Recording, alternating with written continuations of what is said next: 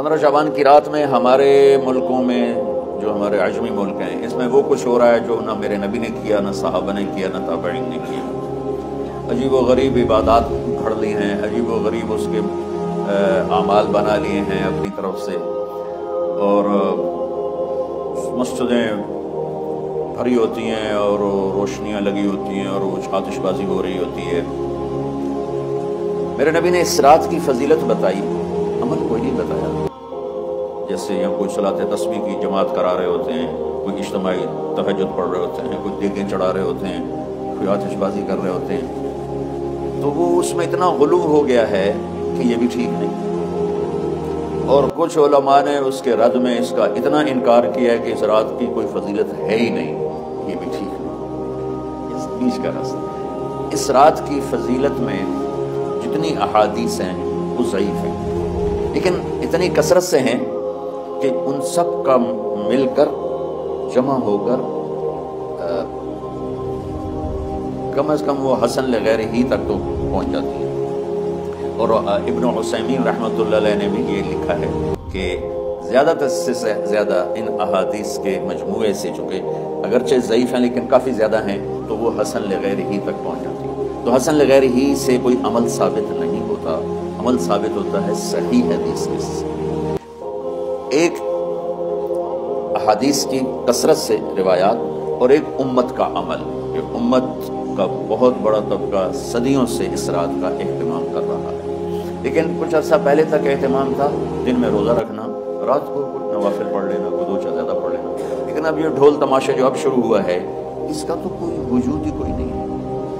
تو اس رات کو اللہ تعالیٰ نے مبارک بنایا، اور حدیث پاک میں آتا ہے کہ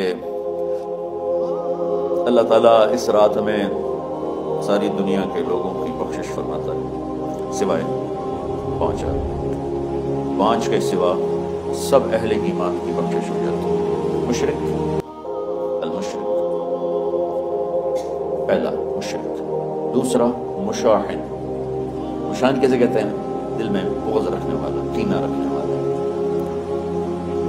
تیسرا مسبل ازارہ، اپنے پاجامے شلوار چادر کو ٹخنوں سے نیچے تک لے جانے والا، لیکن ایک شرط کے ساتھ کہ وہ تکبر کی وجہ سے، سستی کی وجہ سے ہے، غفلت کی وجہ سے ہے۔ کیونکہ جب آپ نے ایک مرتبہ اس کے بارے میں بات کی تو حضرت ابوبکر صدیق نے کہا یا رسول اللہ، میری چادر، عرب چادر باندھتے تھے جیسے ہمارے پنجاب کا لباس چادر تھا، اب وہ کم ہو گئے، ہماری تو بزرگ عورتیں بھی اور مرد بھی سب چادر باندھتے تھے، شلوار تو کسی کو پتہ ہی نہیں ہوتا تھا ہمارے بچپن میں۔ یہ تو پھر آہستہ آہستہ جب تعلیم آئی تو شلوار دیہاتوں میں بھی اور شہروں میں عام ہو گئی۔ تو اگر وہ اس لیے لٹکا رہا ہے کہ طبیعت میں تکبر ہے، پھر اس وعید کا وہ حقدار ہے۔ اگر ویسے اس کی نیچے جا رہی ہے تو میرا مالک ایسا، وہ تو ہے ہی رحیم و کریم، ہے ہی رحیم و کریم، ہے ہی رحیم و کریم۔ صرف شلوار نیچے لٹکانے سے وہ اتنی شدید سزا دے، اگر اس کے پیچھے تکبر ہے پھر ہے، یہ تکبر نہیں ہے تو انشاءاللہ وہ اس سے معفو ہے۔ تو اپنی چادر کو لٹکانے والا، لیکن بشرط تکبر۔ کتنے ہو گئے؟ عاق لوالدیہ، ماں باپ کا نافرمان، نافرمان ایسا کہ دکھ دینے والا۔ چھوٹی موٹی اونچ نیچ تو ہر بچے سے ہو جاتی ہے، جن نے والدین کو ٹکڑے ٹکڑے کر دیا اور ان کو دکھ دے دے دے دے کے ان کا سینہ چیر دیا ہو، کیونکہ آپ کہتے ہیں پرزے پرزے کرنا کسی چیز کو، تو اپنے دکھ دے کر اپنی بدتمیزی کے ساتھ اس نے ماں باپ کا دل زخمی کر دیا ہو، ایک یہ نہیں معاف ہوتا۔ 5واں مدمن خمر، مسلسل شراب پینے والا، مستقل جو شراب کا عادی ہو۔ ان 5 کو مؤخر کر دیا جاتا ہے۔ معافی نہیں ہونے کا مطلب یہ نہیں کہ اللہ تعالیٰ کبھی معاف نہیں کرے گا، معافی نہ ہونے کا مطلب یہ ہے کہ یہ 5 ایسے گناہ ہیں کہ اس کی وجہ سے بخشش رک جاتی ہے۔ اگر وہ شرک سے نکل آئے، وہ کینہ سے نکل آئے، وہ تکبر سے نکل آئے، وہ والدین کی نافرمانی سے نکل آئے، شراب چھوڑ دے، تو ان کی بھی بخشش ہو جاتی ہے۔ جب کوئی توبہ کرے گا فوراً بخشش ہو جائے گی۔ نہ 15 شعبان کی ضرورت ہے، نہ لیلۃ القدر کی ضرورت ہے، نہ بیت اللہ جانے کے ساتھ توبہ کی شرط ہے۔ جہاں بھی وہ بیٹھ کے توبہ کرے گا، جس لمحے میں کرے گا، اسی وقت اس کی توبہ قبول ہوگی۔ اور اللہ اس کے پچھلے سارے گناہوں کو معاف فرما دے گا۔ دن کا روزہ، رات کا قیام، زیادہ سے زیادہ قیام سے مراد نوافل ہیں، کوئی گھر میں پڑھ لے، کوئی مسجد میں پڑھ لے۔ نوافل، نفلی عبادات گھر میں ہی افضل ہوتی ہیں۔ میرے نبی سنتیں ہمیشہ گھر سے پڑھ کے آتے تھے، تہجد اپنے گھر میں پڑھتے تھے، مسجد میں نہیں پڑھتے تھے، سوائے اعتکاف کے آپ اپنے نوافل سنتیں سب گھر میں پڑھتے تھے، اور مسجد میں صرف فرض آ کے ادا فرماتے تھے، اور اس کے بعد بیٹھنا ہوتا تھا تو بیٹھ جاتے تھے، اٹھنا ہوتا تھا تو اٹھ جاتے تھے۔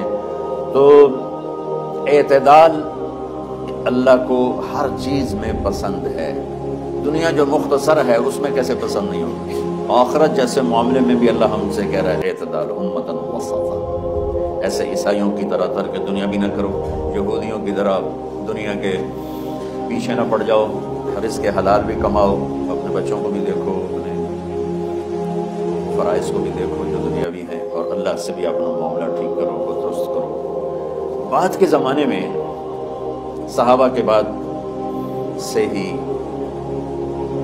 ایک انتہا پسندی امت میں آئی، ساری ساری رات جاگنا۔ فلاں بزرگ تھے وہ رسے سے اپنے بالوں کو باندھ لیتے تھے کہ نماز پڑھتے پڑھتے جب نیند آئے اور جھٹکا لگے تو رسے سے بندھے ہوئے بالوں سے اس جھٹکے سے تکلیف ہو اور ان کی آنکھ کھل جائے اور پھر نفلوں میں شروع ہو۔ ایک فلاں بزرگ تھے وہ اپنے آنکھوں میں نمک کا سرمہ لگاتے تھے تاکہ آنکھیں جل جائیں، وہ اس میں وہ جلن پیدا ہو جائے اور نیند اڑ جائے۔ یہ ایسے واقعات بھرے پڑے ہیں۔ فلاں بزرگ تھے انہوں نے 30 سال عشاء کے وضو سے فجر کی نماز ادا کی۔ یہ اپنی جگہ پہ بزرگی ہے، لیکن یہ دین ہم پیش نہیں کر سکتے۔ فلاں بزرگ تھے وہ 30 سال سے ستو کھا رہے تھے کہ روٹی کھانے اور ستو کھانے میں 70 دفعہ سبحان اللہ کا فرق پڑ جاتا ہے، تو روٹی کھائیں تو 70 دفعہ سبحان اللہ کم کہہ سکتے ہیں، اور ستو کھائیں تو 70 دفعہ سبحان اللہ زیادہ کہہ سکتے ہیں۔ تو لہٰذا انہوں نے کہا مجھے تو 30 سال ہو گئے، میں تو ستو کھا رہا ہوں، میں تو روٹی نہیں کھا رہا۔ یہ دین نہیں ہے، یعنی یہ وہ دین نہیں جو ہم انسانیت کو پیش کر سکتے۔ یہ تو لوگوں کو دوڑانے والی بات ہے، یہ رہبانیت کی شکل ہے۔ یہ وہ دین نہیں جو ہم لوگوں کو پیش کریں گے تو وہ کہیں گے واہ واہ واہ واہ کیا دین ہے بھائی، قبول کرو۔